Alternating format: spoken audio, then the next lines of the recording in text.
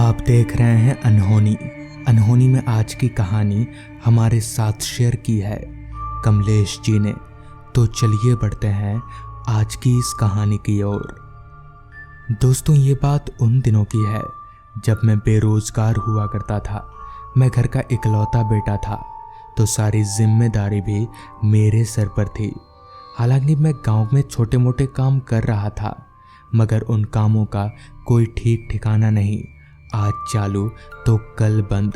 ऐसे में मुझे तलाश थी एक अच्छी सी नौकरी की, जो मेरी सारी आर्थिक तकलीफ़ों को दूर कर सके।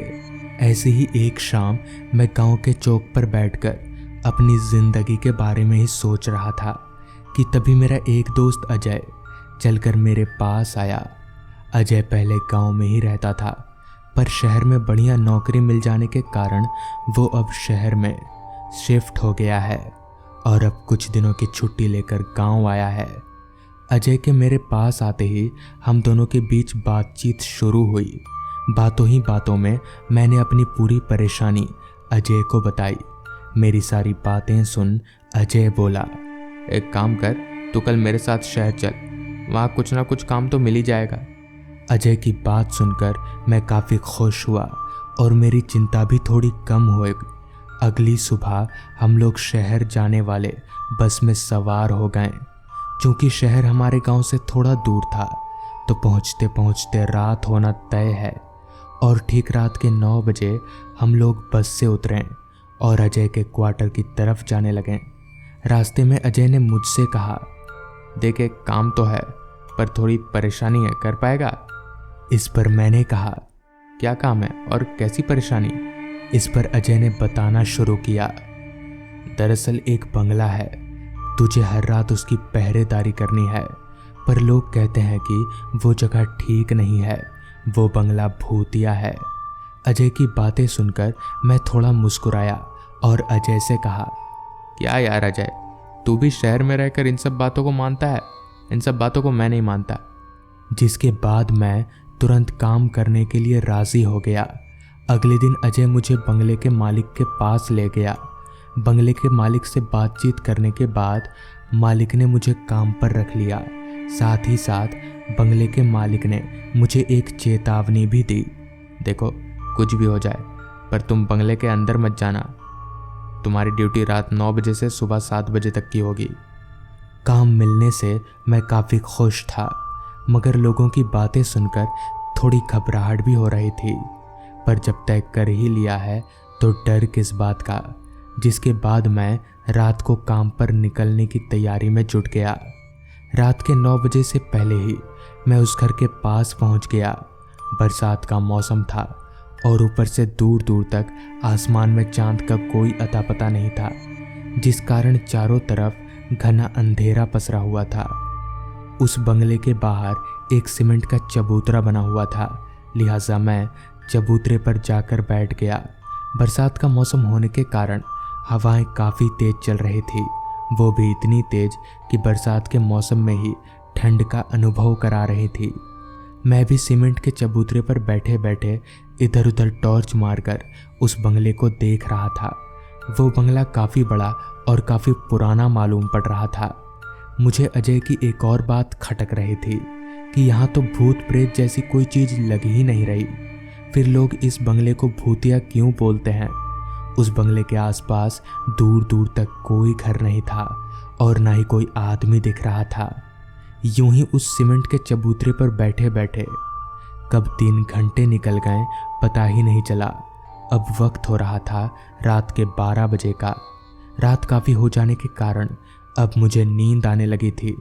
कुछ देर तो मैंने ना सोने की कोशिश की, मगर आखिरकार नींद ने मुझे कब अपने आगोश में ले लिया पता ही नहीं चला।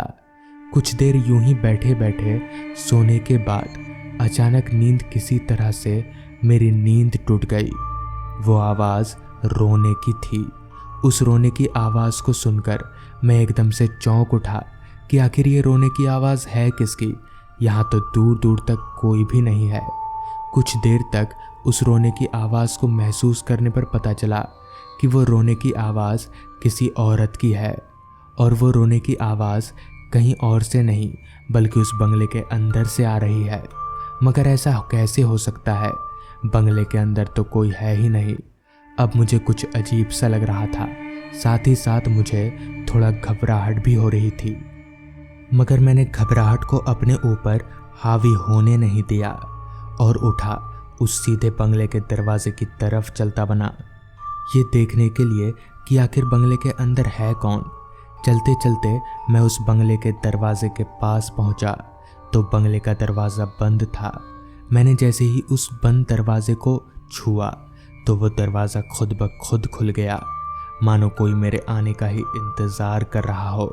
खैर, खुद ब खुद दरवाज़ा खुलने से मैं थोड़ा हक्का बक्का ज़रूर हुआ, मगर वो आवाज़ आ कहाँ से रही है और है किसकी, ये जानने के लिए इन सब बातों पर गौर नहीं किया।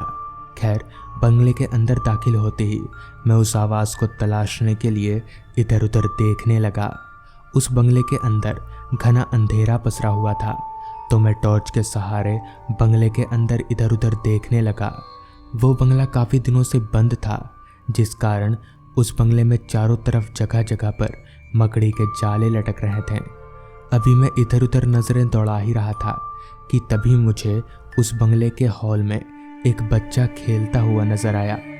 उस बच्चे को बंगले के अंदर देखकर मैं एकदम से चौंक गया कि भला ये बच्चा है किसका और इतनी रात गए बंगले के अंदर क्या कर रहा है। चौंक तो मैं गया था, लेकिन फिर भी मैं हिम्मत जुटाकर उस बच्चे की तरफ आगे बढ़ने लगा। आगे बढ़ते वक्त मैंने एक बात पर गौर किया कि मैं जितना उस बच्चे की तरफ आगे बढ़ता जा रहा हूँ, वो बच्चा उतना ही मुझसे दूर चला आ रहा है। मुझे समझ नहीं आ रहा था कि मेरे साथ हो क्या रहा है कि तभी देखते ही देखते वो बच्चा हवा में धुआं हो गया। ये देखकर अब मुझे समझ आ गया था कि ज़रूर दाल में कुछ काला है, मगर मुझे कहाँ पता था कि यहाँ तो पूरी दाल ही काली है। खैर, मैं जैसे ही उस बंगले के हॉल पर पहुँचा तो वहाँ का नज़ारा देखकर मेरे पैरों तले की ज़मीन खिसक गई, क्योंकि वहाँ दो औरतें बैठकर रो रही थीं। उन दोनों औरतों का चेहरा नीचे की तरफ झुका हुआ था और बाल सामने बिखरे हुए थे, जिस कारण मुझे उनका चेहरा नहीं दिख रहा था। इस पर मैंने हिम्मत जुटाकर उन औरतों से कहा, कौन है वहाँ पर? मेरे ये बोलने पर उन दोनों औरतों ने कोई जवाब नहीं दिया, मानो मेरे पूछने का उन पर कोई असर ही नहीं हो रहा हो। उन दोनों से कोई जवाब ना पाकर मैं एक दो कदम उनकी तरफ आगे बढ़ा। मैं जैसे ही उनकी तरफ दो कदम आगे बढ़ा तो उन दोनों ने एक साथ अपना चेहरा मेरी ओर घुमाया। तो हल्की सी टॉर्च की रोशनी में उन दोनों का चेहरा देखकर मानो मेरे पूरे शरीर में करंट सा दौड़ने लगा, क्योंकि उन दोनों का चेहरा पूरी तरह से जला हुआ था। ये देखकर मैं समझ गया कि सचमुच वो बंगला भूतिया है, और मैंने सीधे वहाँ से दौड़ लगा दी और भागकर अजय के पास चला गया। तो दोस्तों, ये थी आज की कहानी। अगर आपको ये कहानी पसंद आई हो तो चैनल को ज़रूर सब्सक्राइब कर लें। तो मैं आपका दोस्त आर्यन जल्द ही मिलूँगा आपसे ऐसी ही एक कहानी के साथ।